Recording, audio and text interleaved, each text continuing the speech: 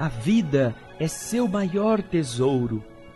Graças a ela, você acorda todas as manhãs. Pode ter novas chances para corrigir seus erros.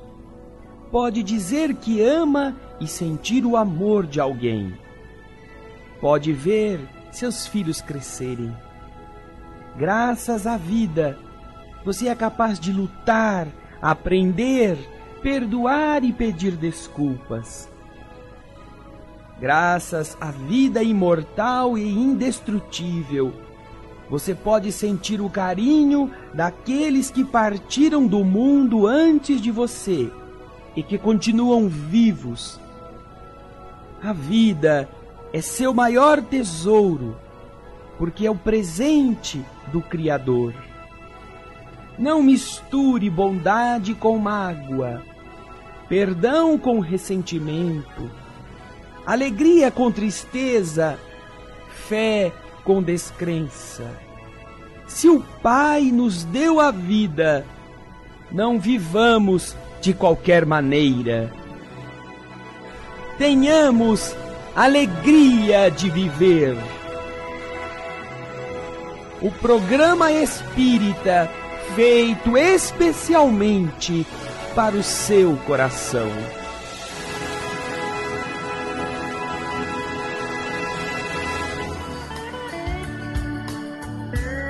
Olá, queridos ouvintes da Rádio Boa Nova, estamos iniciando mais um programa Alegria de Viver.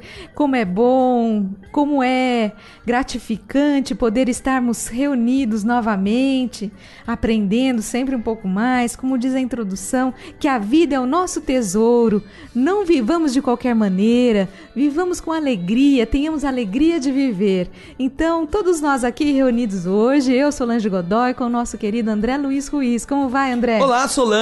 Olá, você que nos escuta. Mais uma vez, o programa Alegria de Viver quer levar para você essa sensação, essa coisa boa, essa coisa de festa interior, porque é o espírito que nós estamos aprendendo a conhecer com mais profundidade, a não ficar repetindo defeitos, a não ficar agindo de forma atabalhoada, de forma sem um norte, sem a gente saber o que vai fazer. Por isso é que é importante que, quando nós tenhamos oportunidades como esta, nós desfrutemos da vida.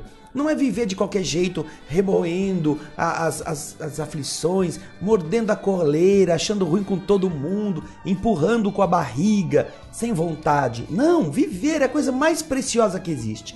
Por isso, você deve sentir o amor de toda Boa Nova. Você estava pensando assim, eu tô sozinho, ninguém me ajuda, Deus me abandonou. Você não imagina, Boa Nova, quanta gente está trabalhando para que você possa ouvir as palavras luminosas do mundo espiritual. Entre eles estão nossos dois queridos paladinos do bom sentir, do bom viver. Nós temos o Alailson Cunha e também com seu óculinho de tartaruga branquinho, nosso querido Luiz Leite.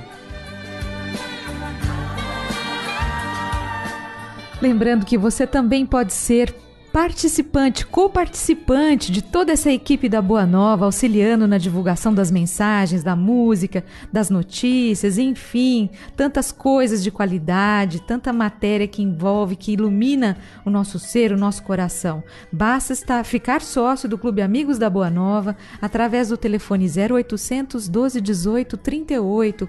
A sua participação é muito importante, não esqueça disso. Não precisa de muito não, às vezes um pouquinho, aquela pequena quantia com a qual você pode colaborar, se junta com as demais de outros colaboradores e aí então a Boa Nova consegue difundir toda essa mensagem, notícias, músicas, tudo que há de qualidade, de coisa boa nesse mundo para animar as nossas vidas. Então, 0800 12 18 38. Solange, eu tenho uma coisa para dizer para você. Fale, diga. Muito importante. Diga.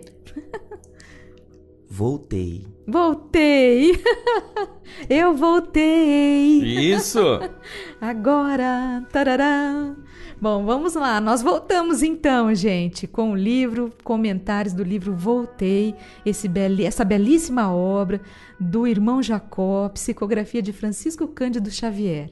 Nós estamos comentando, vamos iniciar o comentário do capítulo 6, cujo título é A Passagem. E você que quer ouvir os outros, vai no offline da Boa Nova, estão lá os capítulos desde o comecinho do livro. Você vai ver, nós já fizemos todos os capítulos anteriores. Em geral, até agora, cada capítulo eles estão divididos em 2 programas Alegria de Viver. Cada capítulo. Então, o programa 5 são 2 programas, o capítulo 5 são 2 programas, o capítulo 4, 2 programas, e provavelmente o capítulo 6 também serão 2 programas. Uhum.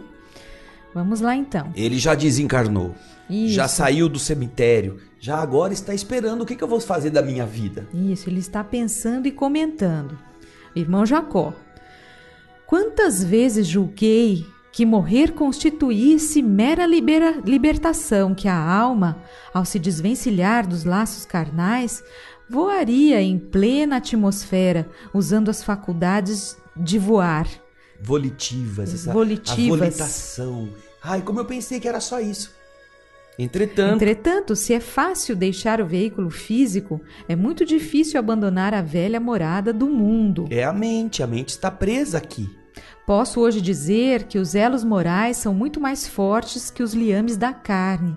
E, se o homem não se preparou convenientemente para a renúncia dos hábitos antigos e comodidades dos sentidos corporais, se demorará preso ao mesmo campo de luta em que a veste de carne se decompõe e desaparece. De novo, ele está informando, se a mente estiver presa aos hábitos, aos gostos, às ligações com as coisas, ele vai continuar fixado aqui. Vai ser muito pior romper os laços do espírito com a matéria do que a matéria ser rompida pela degradação natural dos órgãos, das células. E se esse homem complicou o destino assumindo graves compromissos à frente dos semelhantes através de ações criminosas, ele se debaterá, chorará e reclamará em vão, porque as leis que mantêm coesos os astros do céu e as células da terra lhe determinam o encarceramento nas próprias criações inferiores. Nós seremos vítimas daquilo que nós criamos.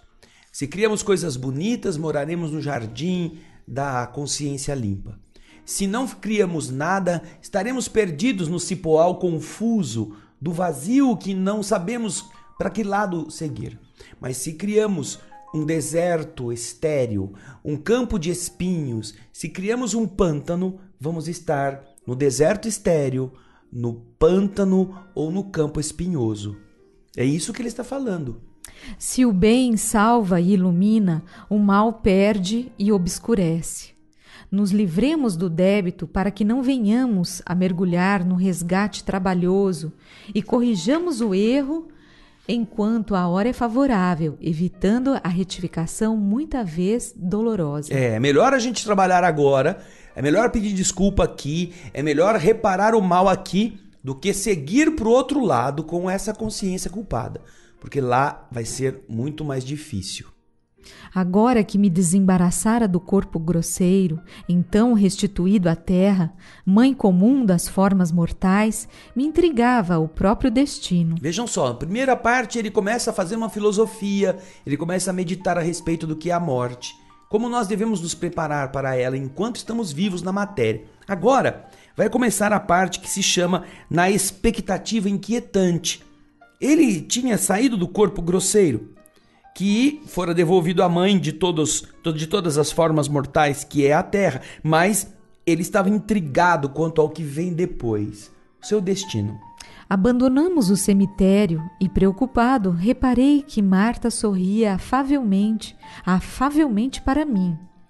Bezerra e o irmão Andrade se despediram com afetuoso abraço, declarando que nos esperariam dentro de 2 horas em determinado sítio fronteiro ao mar. Eles estavam marcando um ponto de encontro para daí a 2 horas, naquela região marítima, ali no litoral, na praia. Minha filha respondeu por mim, afirmando que não faltaríamos. Sozinhos agora, me perguntou se não pretendia dizer adeus ao antigo ninho doméstico. Aqueci contente. Claro, quero ir para casa. Porque ele não pôde entrar quando estava aquele murundum lá no velório. Mas agora o lugar estava vazio, não é?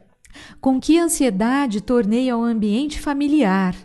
Contemplei enternecido tudo o que fora amontoado pela ternura das filhas em derredor das minhas necessidades de velho, e de permeio com o pranto que me assomou abundante aos olhos, aí espalhei os meus pensamentos e votos de paz e reconhecimento. Agora que a casa estava liberada de toda aquela confusão, ele pôde voltar em paz, pôde agradecer a Deus, pôde ver como as filhas foram carinhosas com ele quando ele estava já no final da vida. E então ele abençoa todos os que estão ali, todos os bens, tudo aquilo onde ele pôde vivenciar essas experiências tão boas. Visitei o núcleo de trabalho em que tantas vezes fora beneficiado pela graça divina.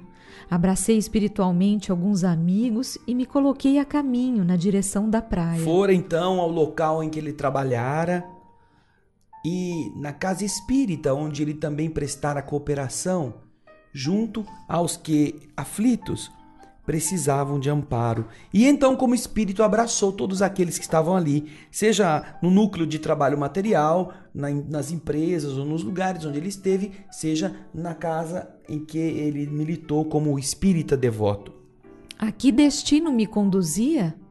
Desencarnado como me achava, por que motivo não me vinha à lembrança, de repente, toda a trama de reminiscências do passado? Como ele não conseguia se lembrar do que ele havia sido na última encarnação, como ele não conseguia rememorar aquilo que ele sabia que estava dentro dele, nas experiências do passado, não vinha de repente na sua mente. Por que razões não me recordava da anterior libertação espiritual? Na última encarnação, antes, ele também tinha morrido. Como é que ele não se lembrava disso? Onde se localizaria a minha nova habitação? Para onde que eu iria agora? Eu havia nascido lá na Europa. Ele havia sido um indivíduo que nascera na Polônia, na República Tcheca, vamos dizer, não é? Não na Polônia. Perto dali. Nascera no século XIX, e agora? Ele viveu no Brasil. Ele ia para onde? Ele iria para o céu na República Tcheca, ia ficar aqui no Brasil? Como que era esse negócio? Na região europeia em que eu reencarnara, ou na zona americana em que fora servido pelas benditas oportunidades do serviço e da experiência? Para onde eu iria? Marta assinalou-me a inquietude e me recomendou paciência. Teria os problemas solucionados pouco a pouco. Em rápidos minutos, alcançamos a praia. Para onde me dirigiria? Então, ele estava curioso, queria saber. Agora, ele vai encontrar os companheiros, é o subtítulo. Entre companheiros.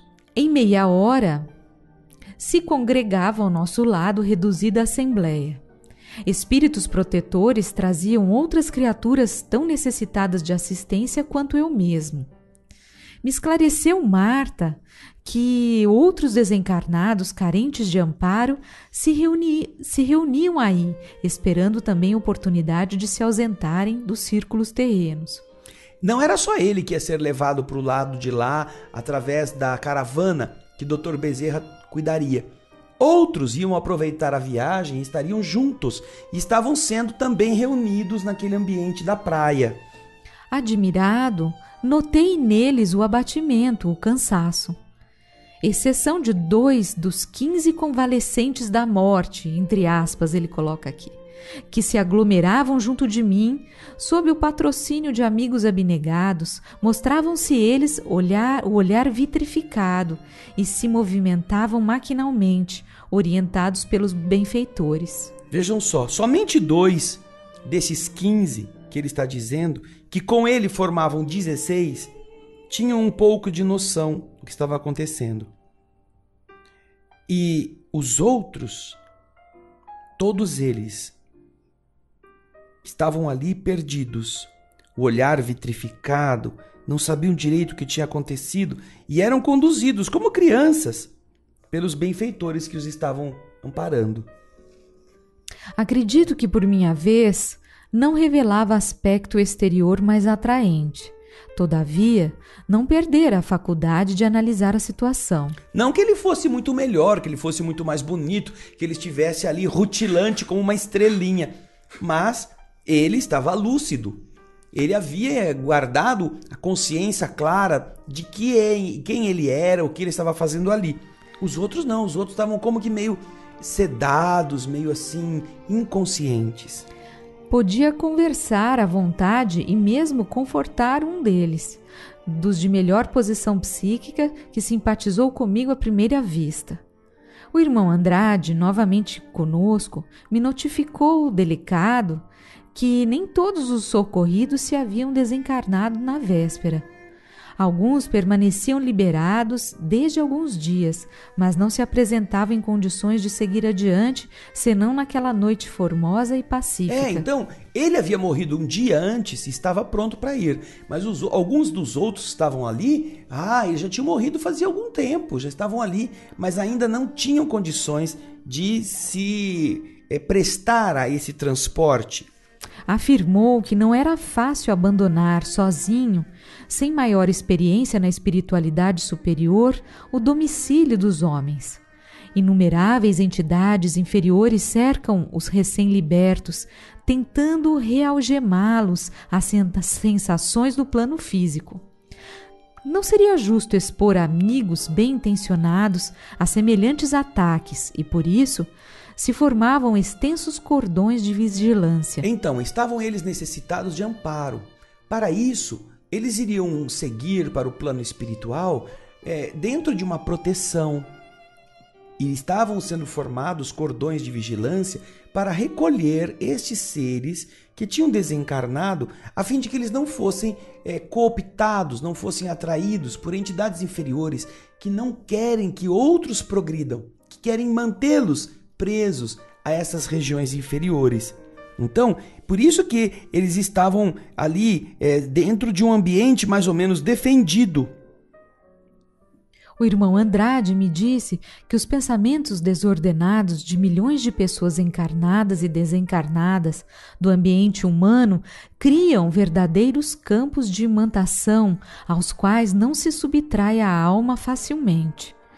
Acentuou que a nossa retirada, em perigosa circunstância qual aquela em que a expedição conduzia alguns irmãos quase inconscientes, se realizaria com mais êxito sobre o campo ou sobre as águas. A atmosfera ao redor desses elementos é mais simples, mais natural. Porque as mentes humanas criam essas zonas de atração, de imantação. E as cidades que congregam esses grandes aglomerados humanos, elas são fulcros, elas são ímãs muito fortes para aqueles que, ainda não tendo consciência, podem se sentir ainda presos àqueles ambientes, dificultando o seu afastamento. Então, como ele está dizendo, para evitar que durante o processo alguém fale assim: nossa, aquela era a igreja que eu ia, deixa eu ir lá, e aí vai para lá, para a igreja. Não é? Eles estão no Rio de Janeiro. Vamos supor que tem aquela igreja lá, o Outeiro da Lapa, ou sei, da Penha, que é bem em cima do morro, uma igreja sozinha, que fica linda. Aí o espírito vai sair por ali: aquela igreja era onde fui batizado, onde eu me casei. Pronto, ele já vai ser atraído por aquilo. Aí o outro vê outra coisa, coisa, aí o cordão, que era o cordão, já vira um... Já se dissocia. Então, o que disse o Dr. Bezerra, o que diz o irmão Andrade? É melhor, é mais fácil que nós saiamos da superfície da Terra utilizando campos mais neutros, como são o oceano, que não tem muita, a não ser a própria vibração da natureza, sem referências, ou o campo, onde as árvores, onde a natureza também não induz ninguém a nenhuma ligação mental inferior com as coisas da Terra. A atmosfera ao redor desses elementos é mais natural, mais simples, mais fácil de ser trabalhada. Tive a impressão de que Bezerra era o supervisor da viagem. Organizou os grupos, distribuiu instruções e nos estimulava, vigoroso e otimista, um a um. Aproximou-se de mim e informou que a primeira jornada dos que se desenfaixam da carne exige providências que lhes garantam a tranquilidade, me fazendo sentir que ainda nos demoraríamos um tanto, aguardando uma professora de bairro distante. Então tinham 16. O irmão Jacó, mais 15, e ainda faltava chegar uma. era uma professora que estava já em desencarnação, já ocorrida, mas que ela estava sendo trazida. Ela viria para integrar a caravana. E aqui, a gente vai ver que interessante o que acontece. No próximo bloco. O irmão Jacó fica... Até agora ele tá feliz, né? Porque são 15 malucos. Só ele o bonzão. Maluco, né? São 15 assim, desparafusado. Não, inconscientes. Dois estão menos assim, inconscientes, mas ele tá melhor, tanto que ele tá podendo conversar com dois desses mais lúcidos. Ele é dos melhores. Os outros 13 estão todos tomando sorvete com a testa, né? Estão todos sem saber o que está acontecendo. Estão todos ali, blá, blá, blá, blá, blá, blá, não sei, estão todos vitrificados. Ele tá por cima, né? Eu fui espírita, irmão Jacó, a federação, falava com os espíritos. Eu tô bem no pedaço, né? Vamos ver, será? Vou. Então vamos ver o que vai acontecer. É isso mesmo. Programa Alegria de Viver. Daqui a pouquinho nós retornamos. Alegria de ver, alegria de ouvir, alegria de viver com os ensinamentos da doutrina espírita. Está esperando você daqui a pouco, hein?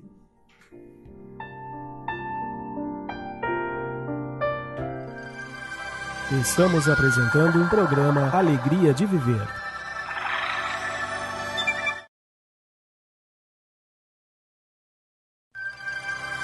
Programa Alegria de Viver está voltando.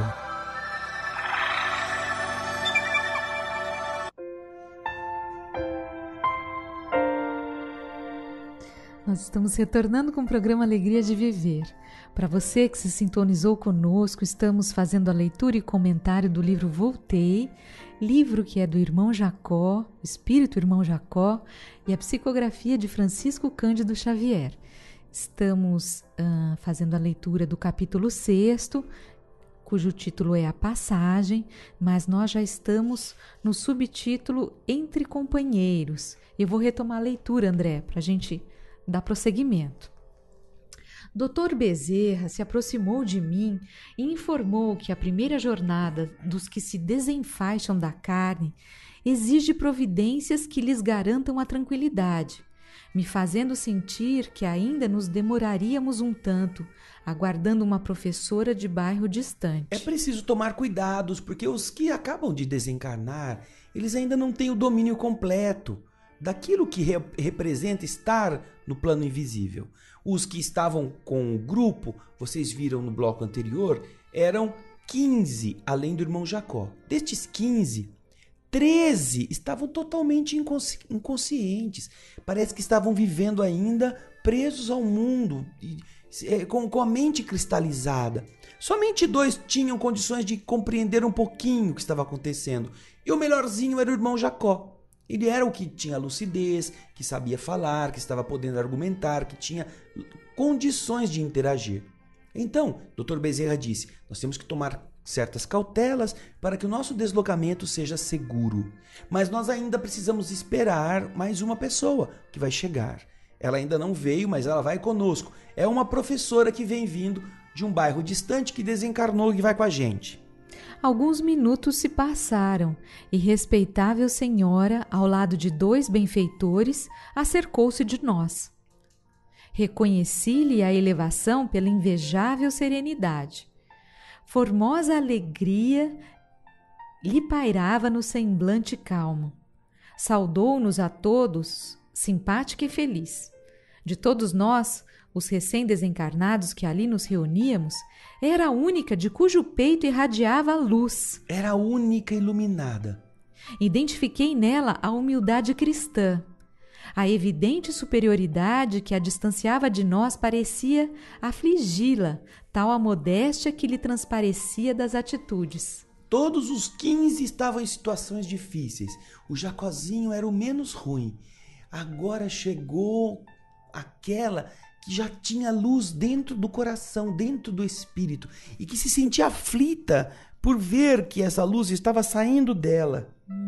Bezerra cumprimentou o bondoso e confesso que, reparando aquela mulher de maneiras simples e afáveis, emitindo luminosidade sublime, inopinado, repentino sentimento de inveja me assaltou o coração. Quem é essa sirigaita que veio aqui me atrapalhar a liderança? Por que é que ela tá toda iluminada? O que será que ela fez? Quem que é essa queridinha? São essas coisas que o ser humano pensa, não é? Ele vê aquela senhora cheia de luz, toda assim, tímida. E ai, essa mulher, nossa, como ela tá mais luminosa do que eu, do que nós todos, meu Deus do céu. Então, essa inveja que é própria do ser humano, nós estamos vivendo em um mundo de competições e as competições nos colocam com este padrão de comparação em tudo que vamos fazer. Nós nos comparamos com o carro do vizinho, com a roupa que vestimos, com a maneira de postarmos na mesa, como que a pessoa fala. Todo mundo quer ser mais chique do que o outro. Todo mundo quer ter mais distinção do que a outra parte.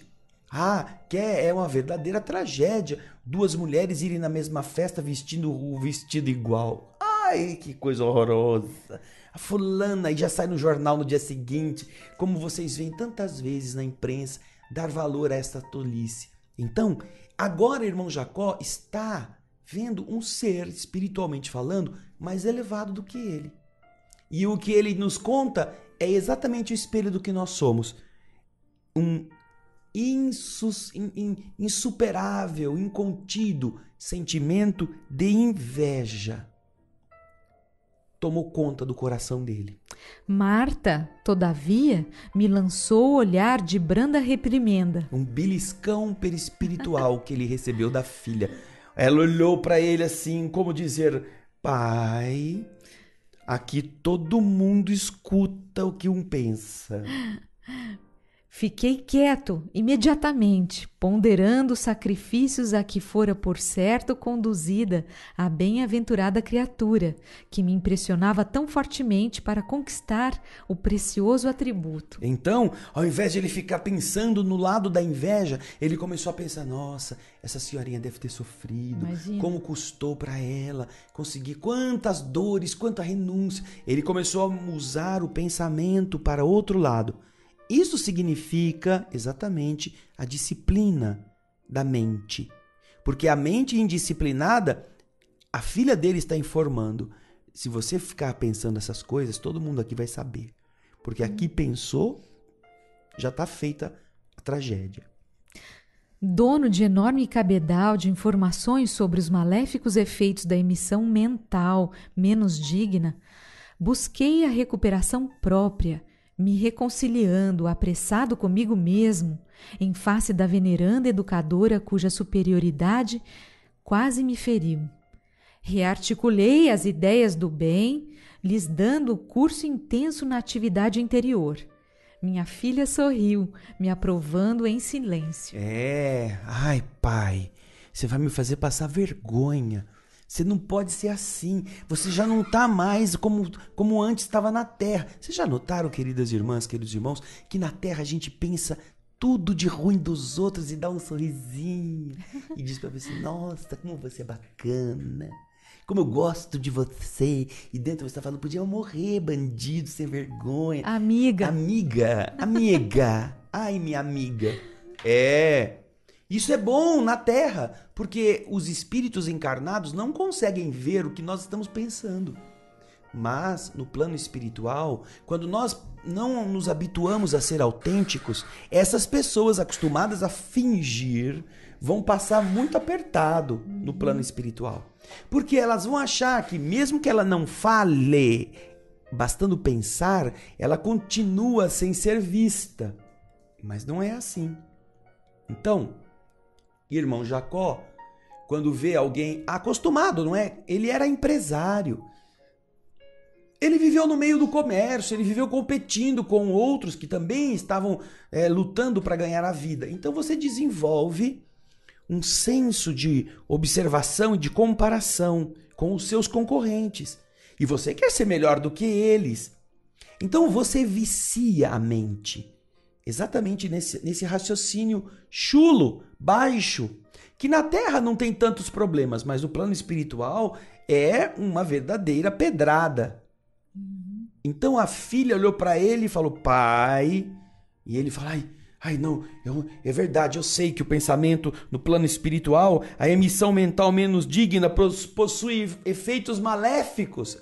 Ele acabara de sair do velório dele, ele ouviu o pensamento de todos os que estavam lá encarnados e sentiu o impacto. Como é que ele ia fazer a mesma coisa agora, com uma outra? E então ele passou a dominar o próprio pensamento e vibrar de outra forma. Rearticulou as ideias do bem, dando-lhes curso, direção intensa na sua atividade interior. Começou a pensar melhor a respeito da senhora, dos seus esforços, da nobreza que ela deve ter tido, de quanto ela sofreu para conquistar aquela posição. E assim é que nós devemos aprender também. É fácil também. A gente invejar, mas a gente não quer passar por aquilo que a pessoa passou para estar daquele jeito, né? Isso. E nós precisamos desprogramar a nossa mente, queridas irmãs, queridos irmãos, deste comportamento meio falso. Sabe aquele negócio que na frente você elogia e por trás descasca? Que você chicoteia quando a pessoa não está presente e lambe quando a pessoa está na sua frente? Essa conduta, ela vicia a mente. E quando a gente está diante da verdade, nós vamos ter a inclinação de querer ser igual, fingidos, socialmente adequados, politicamente corretos, mas isso é uma falácia, isso é um engodo. Para não nos surpreendermos negativamente, Marta está ali, nos dando a informação. Olha, se recomponha, porque aqui agora, o que você pensa é o que você mostra imediatamente quem você é. Pensou, plasmou. E aí, é tarde. Mude os seus pensamentos. E quando ele faz esse esforço todo, a filha não estava ouvindo ele falar, ele não falou nada, ele só pensou, hein? Imagina. Numa fração de segundos, né? E ela já captou. A filha pensou, ele está se esforçando. Então ela aprovou em silêncio, com um sorriso. Ok, André, infelizmente nós estamos encerrando mais um programa Alegria de Viver. Gostaríamos de convidar a todos para assistir o nosso estudo hoje à noite, às 20 horas, estudo do Livro dos Espíritos, na TV pela internet. O endereço é o www.tvalvoradespirita.com.br.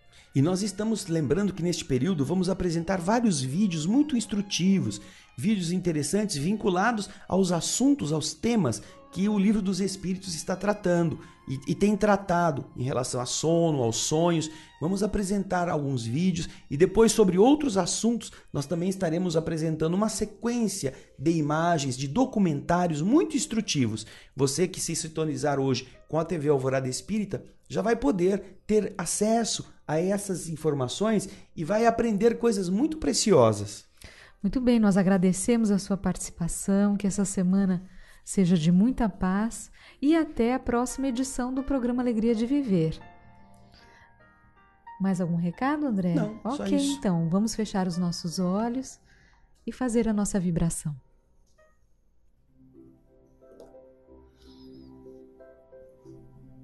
Senhor, todos nós gostaríamos de ter luzes, todos sonhamos em ser os melhores, mas que nós aprendamos a reconhecer as qualidades dos outros, ao invés de nos acharmos eclipsados pelo seu brilho, que nós saibamos observar as virtudes e entender o esforço daqueles que lutaram para construí-las, ao mesmo tempo em que nos animemos a seguir-lhes os passos.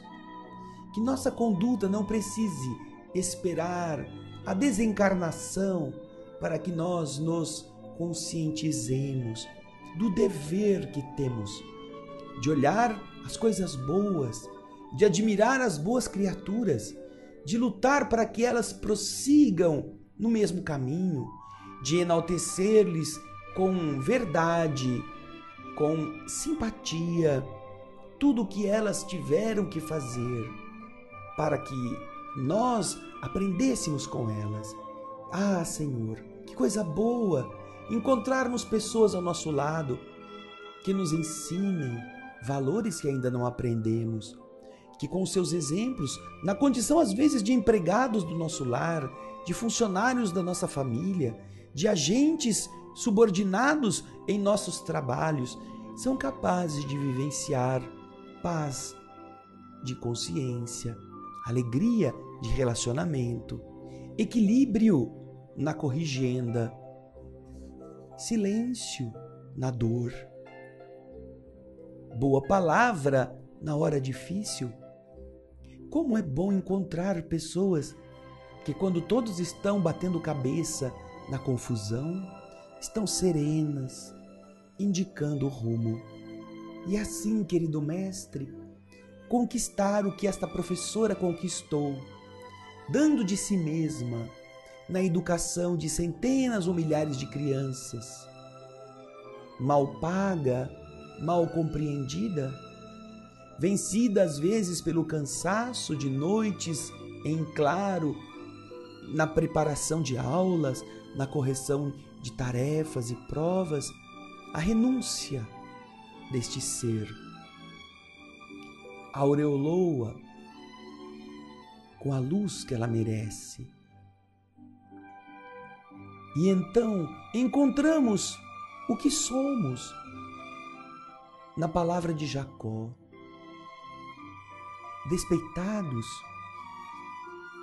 julgando levianamente aqueles que parecem melhores do que nós, muitas vezes desmerecendo-lhes o esforço, ridicularizando-lhes a simplicidade, a pobreza, achando que por serem subordinados necessariamente são piores. Ajuda-nos a vencer esse orgulho mal disfarçado, essa postura arrogante que não fez nada para tornar-se merecedora, mas que acha que as convenções sociais são capazes de justificar privilégios. Obrigado, Senhor, por ensinar-nos tão belamente através das palavras de Jacó, que nós meditemos e que também nos lembremos que vamos ter que fazer essa passagem e vamos estar do lado de lá com aquilo que somos de verdade do lado de cá. Muita paz. Almas do céu, ouvi o doce canto do fundo do coração, com calor repleto de